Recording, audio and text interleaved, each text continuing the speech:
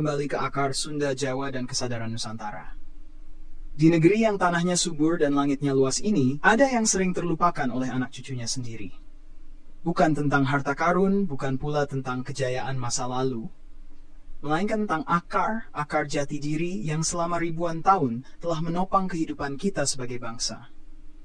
Kita tumbuh dalam rumah besar yang bernama Nusantara. Rumah yang tidak dibangun oleh satu tangan, tapi oleh berjuta tangan, berjuta suku, dan berjuta rasa.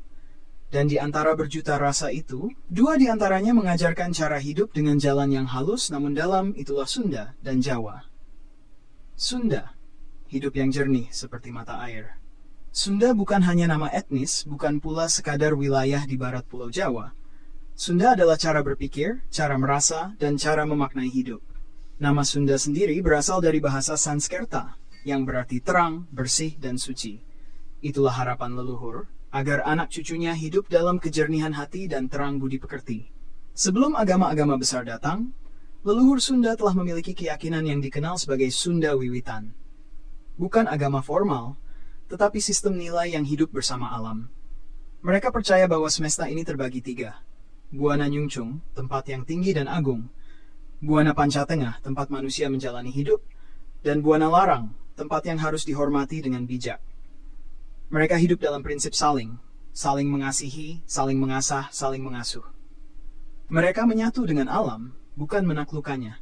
Sampai pada akhirnya lahir kerajaan-kerajaan seperti Tarumanagara dan Pajajaran, yang tidak hanya mewariskan sejarah, tapi juga nilai kebangsawanan yang penuh kelembutan. Jawa diam yang dalam, simbol yang menyapa. Suku Jawa pun menyimpan kekayaan nilai yang tidak terhitung. Jawa bukan hanya bahasa atau adat, tetapi lapisan-lapisan makna yang tersembunyi dalam simbol, tembang, dan tutur. Di balik diamnya, Jawa berbicara tentang hidup yang selaras. Sebelum Islam datang, leluhur Jawa mengenal ajaran kebatinan yang kemudian dikenal sebagai kejawen.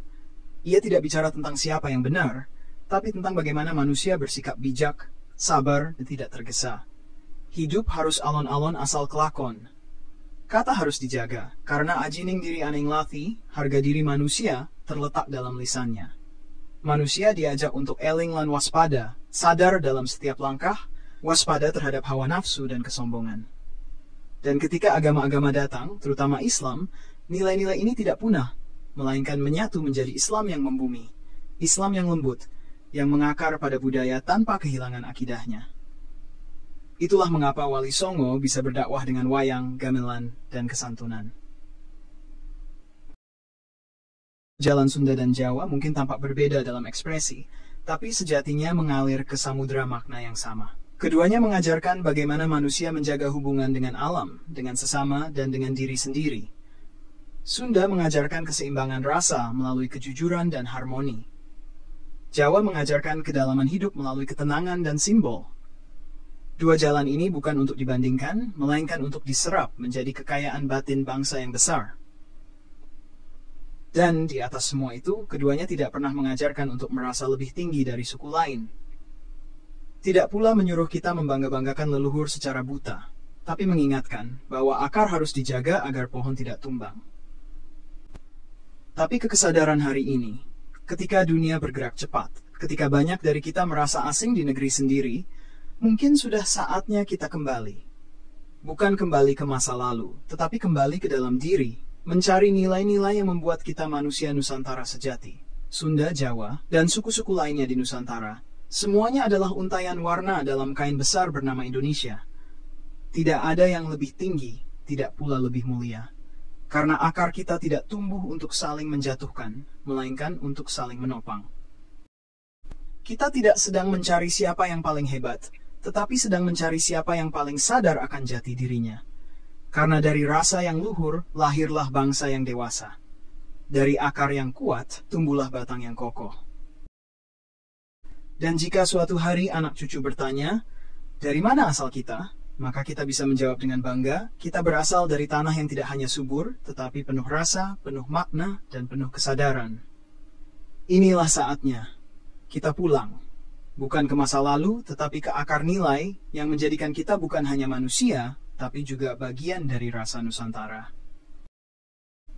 Namun ingatlah, Sunda dan Jawa hanyalah dua dari sekian banyak pelita budaya yang menerangi rumah besar kita, Indonesia.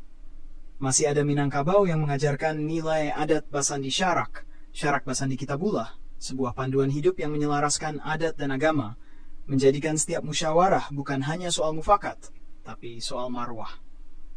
Masih ada Bugis dan Makassar yang memegang teguh sirina pats, rasa malu yang menjaga kehormatan, dan empati yang melampaui sekadar kata. Sikap ini membuat mereka tangguh, tetapi tetap peka. Dari timur, orang Papua hidup dalam semangat one is not enough, bahwa satu orang tidak cukup untuk membangun kebahagiaan. Mereka hidup dalam semangat kolektif, karena hutan, sungai, dan dusun adalah milik bersama. Dari tanah Dayak di Kalimantan kita belajar tentang hukum alam dan belum bahadat, hidup yang beradat, yang berarti manusia tidak boleh kehilangan arah, tidak boleh hidup tanpa nilai. Di tanah Batak, ada filosofi Dalihan Natolu, 3 tungku api yang menopang kehidupan. Hula-hula, pemberi perempuan, dongan tubuh, baya, dan boru, penerima perempuan. 3 relasi ini dijaga agar api kehidupan terus menyala tanpa menyakiti siapapun. Dan di Maluku, hidup berdampingan diwarnai oleh semangat pelah dan gandong. Ikatan kekerabatan yang melintasi darah, melintasi agama, dan bahkan sejarah kelam. Mereka tidak hidup untuk saling curiga, tapi untuk saling jaga. Inilah wajah-wajah Nusantara. Berbeda-beda dalam nama, bahasa, adat, dan ekspresi, tetapi menyimpan kesamaan dalam nilai, kejujuran, tanggung jawab, kebersamaan, dan hormat pada sesama.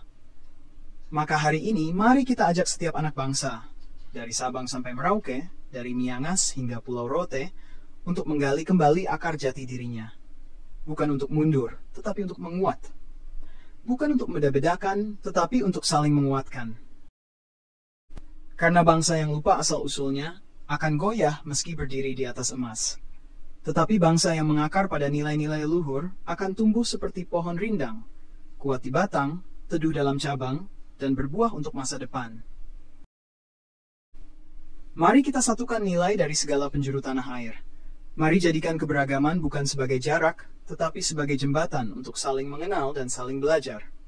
Dan jika suatu hari dunia bertanya, apa yang membuat Indonesia tetap berdiri di tengah badai zaman? Maka jawabannya bukan karena satu suku, bukan karena satu bahasa, tapi karena semua anak bangsa bersatu dalam kesadaran bahwa kita satu akar, satu tanah, satu tujuan. Cahaya dari timur, barat, utara, dan selatan. Wahai generasi Nusantara, mari pulang, bukan ke masa lalu, tetapi ke jati diri.